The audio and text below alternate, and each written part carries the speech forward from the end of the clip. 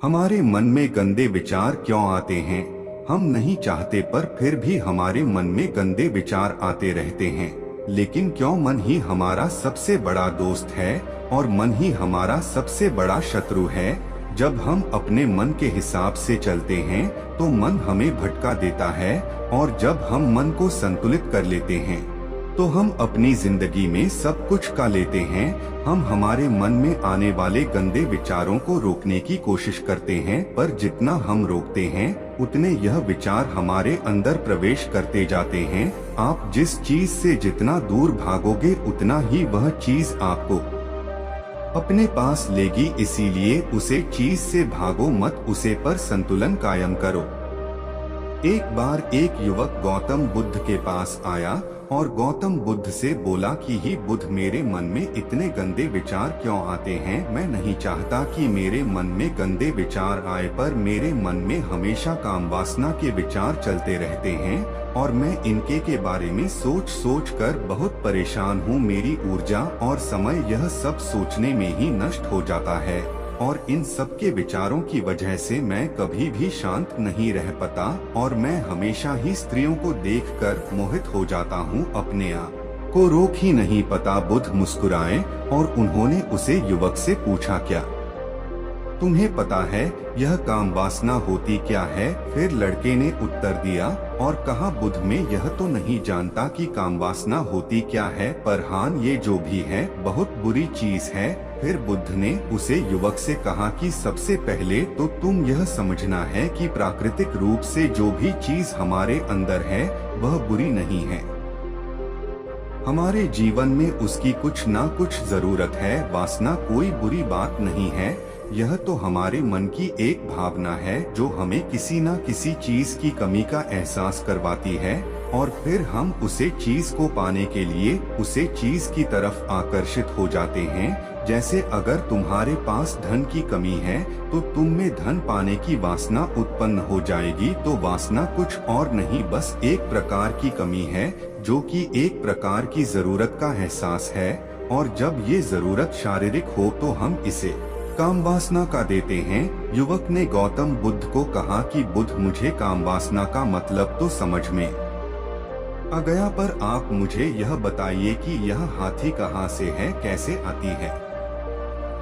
यह गौतम बुद्ध ने कहा कि काम वासना कहीं से आती नहीं है, यह तो हमारे अंदर ही होती है, और इसका होना तो जरूरी भी है, तभी तो मानव जाति का विस्तार होगा। युवक ने कहा, जब यह हमारे अंदर ही है और जरूरी भी है तो फिर लोग इसे गलत क्यों बोलते हैं? बुद्ध ने कहा कि यही तो समस्या है, लोगों ने काम वासना को गलत तरीके से सोच लिया है, इसे छिपाने की दबाने की कोशिश करते हैं। काम वासना गलत नहीं है, बल्कि काम वासना का गलत तरीके से प्रयोग करना गलत बात है। लोग जिससे प्रेम करते हैं बस उसी के लिए जीने लग जाते हैं, उसे पाना ही अपना लक्ष्य बना लेते हैं और उसी के बारे में हमेशा सोचते रहते हैं, पर यह सब गलत है। बुद्ध ने योग से कहा, क्या तुम्हें पता है जानवरों में भी कम वासना होती है? युवक ने उत्तर दिया, हाँ बुद्ध, जानवरों में भी काम वासना होती है, क्योंकि जानवर भी तो आखिर अपनी पीढ़ी को आगे बढ़ाएंगे। बुद्ध ने कहा, तो फिर हम जानवरों की काम वासना को गलत क्यों नहीं कहते? युवक ने कहा, मुझे नहीं पता महात्मा, आप ही मुझे बताइए। गौतम बुद्ध ने कहा कि जानवर अपनी काम वासना का प्रयोग आनंद प्राप्ति के लिए नहीं करते, वह तो सिर्फ संतान उत्पन्न करने के लिए काम वासना का उपयोग करते हैं। जानवरों को प्रकृति ने इतनी समझ नहीं दी कि वह काम वासना को अपने सुख का आधार बना सके, जबकि मनुष्य अपनी समझ के बलबूते पर प्रकृति में पाई जाने वाली प्रत्येक वस्तु को अपने सुख के लिए अपने प्रयोग करता है। हम इंसानों ने ही काम वासना को अपने सुख का साधन बना लिया है, जबकि प्रकृति ने तो हमें अपने वंश को आगे बढ़ाने के लिए दिया था, लेकिन इंसानों ने इसे अपने जीवन का परम लक्ष्य बना रखा है, और इस तरह से काम वासना का बेलगाम हो जाना गलत है। युवक ने मुझसे पूछा, महात्मा जी, ये कम वासना हम पर हावी क्यों होती है? क्यों यह बेलगाम हो जाती है? तब गौतम बुद्ध ने कहा कि सुनो, अब जो मैं तुम्हें बताऊंगा उसे तुम ध्यानपूर्वक सुनना। काम वासना का सारा खेल तुम्हें समझ ए जाएगा, तुम्हें तुम्हारे सारे सवालों का जवाब मिल जाएगा, बस तुम्हें ध्यान से सुनकर समझना है। फिर गौतम बुद्ध युवक को बताना शुरू करते हैं। एक बार की बात है, एक आश्रम में गुरु और उनके शिष्य रहा करते द, जिससे रोजाना आश्रम के बाहर स्थित गांव में दीक्षा लेने के लिए जाते द। उसे आश्रम का एक शिष्य जिस गांव में भिक्षा लेने जाता था, उसे रास्ते में एक नदी पद्धति थी जिससे रोज उसी रास्ते से भिक्षा लेने जाता था। एक दिन उससे ने देखा कि एक लड़का पेड़ के पीछे छिपा है। वह उस लड़के के पास गया और उससे जाकर बोला, भाई तुम इस पेड़ के पीछे छिपकर क्या देख रहे हो? लड़के ने कहा, अरे तुझे नहीं दिख रहा क्या कि मैं क्या देख रहा हूँ? तब साइज ने नदी की तरफ देखा तो वहाँ पर कुछ लड़कियाँ पानी भर रही थी। वो लड़कियाँ 14-15 साल की होगी। तब से ने उसे लड़के से कहा, अरे भाई वहाँ पर तो लड़कियाँ पानी भर रही है, इसमें छिपकर देखने वाली क्या बात है? तब वो लड़का शीशे की तरफ देखकर उससे कहता है, अरे पागल, तुम्हें दिखाई नहीं दे रहा क्या कि कैसे यह परियां नदी से पानी निकल रही है? जरा उनकी अदाओं को तो देखो, उनके कोमल शरीर को देखो, उनकी पतली कमर मटके को उठाते समय बाल खाती है और उनके बाल उनकी कमर पर कैसे लहरा रहे हैं, मानो सुंदरता बिखरी पड़ी हो। जिससे ने फिर नदी की तरफ से कहा और इस बार वह इससे देखता ही चला गया। अभी तक तो कुछ भी नजर नहीं आ रहा था और वह बिल्कुल निर्भय था। उसे किसी भी बात का कोई डर नहीं था, लेकिन अब वो छिपने लगा और उन लड़कियों को देखने लगा जैसे उसने कोई अपराध कर दिया हो। और जब वो छिपकर उन लड़कियों को देख रहा था, तभी वो अचानक अंदर से कौंप गया और उसने कहा कि ये मैं क्या कर रहा हूँ? मैं जो कर रहा हूँ वो सही नहीं है, मुझे यहाँ से चले जाना चाहिए। और फिर वह जल्दी से वहाँ से चला गया। वो आश्रम पहुँच जाता है। आश्रम जाकर वो अपने कार्यों में लग गया, लेकिन जो अभी वह देखकर आया था वही उसकी आंखों के सामने बार बार आ रहा था। उसके मन में वही दृश्य चल रहा था। उसका मन वही सब कुछ देखने के लिए लड़ाई हो रहा था। उसका किसी भी काम में मन नहीं लग रहा था। सुबह होते ही वह रोज जल्दी ही भिक्षा के लिए आश्रम से निकल जाता और उसे नदी के पास वाले पेड़ के पास जाता, जहाँ पर वह लड़का पहले से मौजूद रहता था। उसके साथ मिलकर लड़कियों को छुप छुप कर देखता था। अब वह इससे रोज ऐसा करने लग गया। यह उसके रोज का काम हो गया। अब उसे शिष्य का मन किसी भी काम में नहीं लगता था। वो हमेशा ही किसी न किसी प्रकार के विचार में उलझा रहता। वो आश्रम के कार्यों को भी ठीक ढंग से नहीं कर पा रहा था। ना वो ठीक से सो पाता था, ना वो ठीक से खाना खा पाता था। उसका मन बेचैन सा रहता था। उसका मन बार बार उन लड़कियों के सौंदर्य को देखने के लिए लालायित हरता था। जब गुरु भिक्षा देते तब भी उसे हिस्से का मन कहीं और विचारों में खोया रहता था। गुरु ने अपने शिष्य की इन हरकतों को बांप लिया था। तब एक दिन गुरु ने शिष्य को अपने पास बुलाया और कहा कि आज से मैं भी तुम्हारे साथ भिक्षा मांगने चलूंगा। तुम और मैं साथ साथ भिक्षा मांगने चलेंगे। तभी सृजन गुरु को माना करते हुए बोला, नहीं गुरुदेव, आप परेशान क्यों हो रहे हो? मैं अकेला ही ठीक से भिक्षा मांग सकता हूँ। गुरु ने शिष्य से कहा कि ठीक है, तुम अकेले ही भिक्षा मांगने जाओ। जिससे तुरंत वहाँ से भिक्षा मांगने के लिए निकल गया। हिस्से को जाने के बाद गुरु भी आश्रम से निकल गए और शीशे का पीछा करने लगे कि वो कहाँ जाता है, किस मिलता है।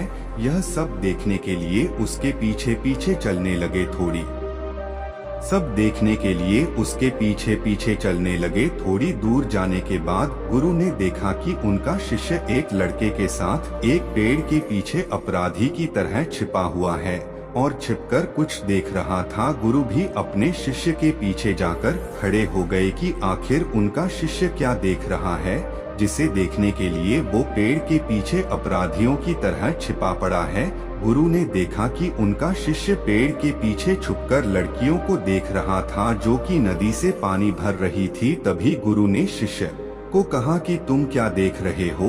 अपने गुरु की आवाज सुनकर वह इससे घबरा गया और उसके पसीने छूटने लगे। वह थर-थर कांपने लगा जैसे किसी चोर को चोरी करते समय रेंज हाथों पकड़ लिया हो।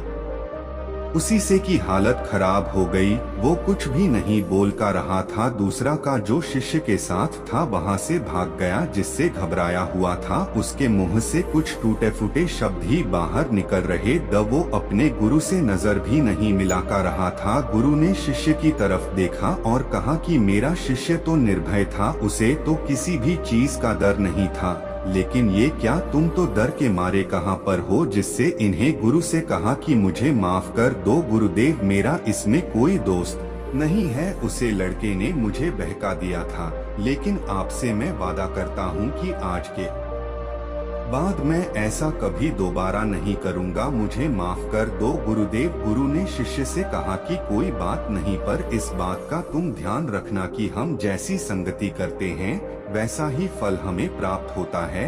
हम जैसी संगति करते हैं उसके विचार हमारे अंदर प्रवेश करते हैं, इसीलिए अच्छी संगति करो जिससे तुम्हारे अंदर अच्छे विचारों का प्रवेश हो। फिर गुरु और शिष्य आश्रम लौट आए और फिर आश्रम के कार्यों पर ध्यान देने लगा। उसने उसे रास्ते को छोड़ दिया और दूसरे रास्ते से जाने लगा। वो अपने काम को ध्यान से करता, लेकिन धीरे धीरे उसके अंदर क्रोध उत्पन्न हो गया और फिर वो दूसरे हसन पर क्रोध करने लगा और बेचैन देने लग गया। अब वो सही समय पर भोजन भी नहीं करता था, वो भोजन भी बहुत कम खाता था। एक रात गुरु शीशे के पास आए और उसे बोले कि अब तक तुमने कितनी बार अपना वादा तोड़ दिया। यह सुनकर शिष्य अपने गुरु के चरणों में गिर गया और रोने लगा। रोते रोते ही उसने गुरु से कहा कि गुरुदेव, मैं कई बार अपना वादा टूट चुका हूँ, फिर वादा कर लेता हूँ, लेकिन हर बार मैं वादा तोड़ देता हूँ। मेरा मन मेरे नियंत्रण में है ही नहीं। मैं बहुत कोशिश करता हूँ कि मैं अपने मन से सारे बुरे विचारों को निकल डन, लेकिन मैं चाहकर भी ऐसा नहीं कर पा रहा हूँ। फिर गुरु ने शिष्य को कहा कि चलो मेरे साथ।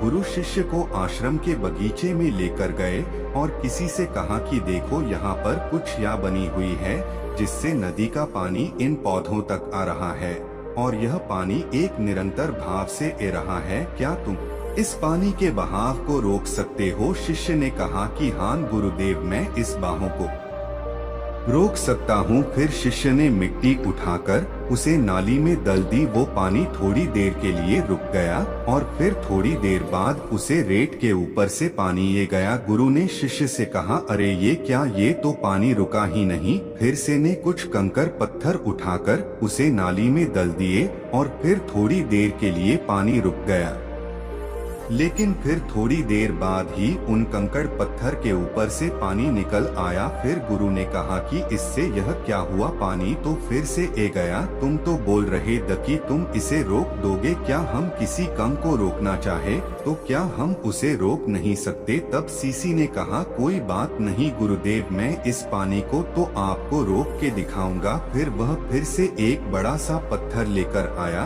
और उसे नाली पर डाल दिया और पानी रुक गया। तब गुरु से कहा कि देखा गुरुदेव, मैंने कहा था ना कि पानी को मैं रोक दूंगा। मैंने पानी को रोक दिखाया, आपकी बात मैंने पूरी कर दी।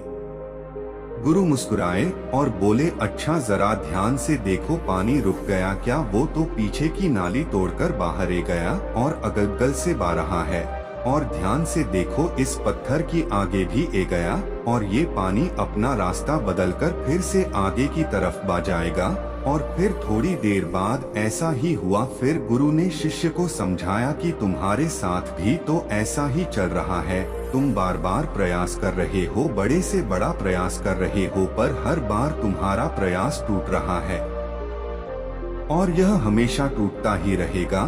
तुम कितना भी बड़ा पत्थर रख लो, लेकिन पानी तो अपना रास्ता बना ही लेगा। यह सब देखकर गुरु से कहा कि ही गुरुदेव, क्या कोई तरीका नहीं है जिससे मैं गंदे विचारों से बाहर निकल सकूं? और यह मेरे मन में आई नहीं। गुरु शिष्य को एक नदी के पास ले गए जहां से उसे बगीचे में पानी नहीं आ रहा था। गुरु ने शिष्य से कहा, वो पानी इसी नदी से जा रहा है। अगर हम यहीं से उसे रास्ते को बंद कर दें जहां से पानी बगीचे में जा रहा है, तब क्या हम पानी को रोक नहीं सकते? जिससे ने कहा कि हाँ गुरुदेव, अवश्य ऐसा हो सकता है। मैं इस पानी को यहीं से बंद कर देता हूँ, तब आगे की नाली में पानी जाएगा ही नहीं और फिर बगीचे में पानी जाएगा ही नहीं। फिर से इन्हें नदी से जाने वाले रास्ते को बहुत मेहनत करके पत्थर और मिट्टी डालकर बंद कर दिया और गुरु से कहा कि गुरुदेव, मैंने पानी को बंद कर दिया है, अब यह पानी बगीचे में जाएगा ही नहीं। तब गुरु ने कहा, किसी से अगर पानी बगीचे में नहीं जाएगा तो पेड़ पौधों को पानी कहाँ से मिलेगा? उन पेड़ पौधों को तो पानी की आवश्यकता है और उन पेड़ पौधों में कुछ पेड़ पौधे तो ऐसे हैं जिनको रोज पानी की आवश्यकता है, वह तो मुरझाकर मर ही जाएंगे, उनका क्या होगा? पानी तो हमें खोलना ही होगा। जिससे ने गुरु की बात सुनकर वापस नदी से जाने वाले पानी का रास्ता खोल दिया। तब गुरु ने शिष्य से पूछा, जिससे अगर हम इस नदी के पूरे पानी को बगीचे की तरफ मोड़ दे तो क्या होगा? तब साईं जवाब दिया कि गुरुदेव, वहाँ पर जितने भी पेड़ पौधे हैं वो गलकर नष्ट हो जाएंगे, वहाँ पर कुछ नहीं बचेगा। फिर गुरु मुस्कुराए और बोले, तुम इस बात को समझो कि हमें किसी भी चीज को रोकना नहीं है, बस हमें हमेशा संतुलन बनाए रखना है। कम पानी से भी पौधे नष्ट होते हैं और ज्यादा पानी से भी पौधे नष्ट होते हैं। हमारा जीवन संतुलन से ही चलता है। गुरु ने शिष्य से कहा कि अगर मैं तुम्हें कुछ कहूँ कि तुम आम के बारे में मत सोचो तो तुम्हारे मन में सबसे पहले किसका चित्र आएगा? शीशे ने कहा कि गुरुदेव, मेरे मन में तो पहला चित्र आम का ही आएगा। गुरु ने कहा कि जब हम गंदे विचारों को जबरदस्ती रोकने का प्रयास करते हैं तो वह और मजबूती के साथ हमारे अंदर प्रवेश करते हैं, हमारे अंदर उठाते हैं। इसीलिए हमें उन्हें कभी भी दबाने की कोशिश नहीं करनी चाहिए। फिर गुरु ने शिष्य को जाते हुए कहा कि हमारे गंदे विचार बुरे लोगों की संगति करने की वजह से भी आते हैं। कई बार क्या होता है कि कामुकता हमारे अंदर होती नहीं है, लेकिन कुछ अश्लील लोगों के साथ रहने की वजह से ये हमारे अंदर हावी हो जाती है। फिर शिष्य ने कहा कि गुरुदेव, आप सही कह रहे हैं, मैं अपने मार्ग से भटक गया था। फिर वो शिष्य उसे रात बहुत ही चैन की नींद सोया। सुबह अपने कार्यों को पूरे मन से किया और फिर सुबह वो भिक्षा लेने के लिए उसी रास्ते से गया जहां वह लड़का आज भी पेड़ के पीछे छुपकर उन लड़कियों को देख रहा था। वो शिष्य नदी पर गया जहां वह लड़कियां पानी भर रही थी। उसने उन लड़कियों से पानी मांगा। उन लड़कियों में से एक लड़की ने उसे पानी पिलाया और उसे सन्यासी शिष्य के चरण छुए। शिष्य ने उसे आशीर्वाद दिया कि तुम्हारा कल्याण हो, जिससे का मन सकारात्मक ऊर्जा से भर गया। उसके चेहरे पर मुस्कान आ गई थी, जैसे कि उसे कुछ खोया हुआ वापस मिल गया हो। वह वापस अपने रास्ते से जाने लगा। तभी पीछे से वह लड़का आ गया जो पेड़ के पीछे छुपा हुआ था। वह शीशे के पास आया और बोला कि क्या बात है, आज तो तुमने नजदीक से दर्शन कर लिए, तुम तो मुझसे भी आगे निकले। तब शिष्य ने कहा कि हम हमेशा दूसरे के दर्शन करने में ही व्यस्त रहते हैं, अपने दर्शन कर ही नहीं पाते। तुम कब तक इस पेड़ के पीछे छुपाते रहोगे? किसी को पसंद कर लो, उससे बोल दो। अगर वो भी तुम्हें पसंद करती है तो शादी कर लो और उससे पहले तुम कुछ बन जाओ, अपने आप को पहचान लो। ऐसे अपना समय बर्बाद मत करो। फिर वह लड़का रोज उससे मिलने लगा और उसे लड़के ने नदी पर जाना छोड़ दिया। और फिर वो लड़का अपने जीवन में कुछ बनने के लिए संघर्ष करने लगा। तो तुमने देखा संगति का असर क्या होता है। अपनी संगति बदलो, अपने विचार बदलो। बुद्ध ने युवक से पूछा कि क्या तुम्हें तुम्हारे सारे सवालों का जवाब मिल गया? तब युवक ने कहा कि हाँ महात्मा जी, आपका बहुत बहुत धन्यवाद। तब गौतम बुद्ध ने युवक से कहा कि जब तुम्हारे मन में गंदे विचार आए तब आप अपने आप को दोषी मत मानो। यह शरीर है और यह सब इसने हजारों वर्षों से सिखा है।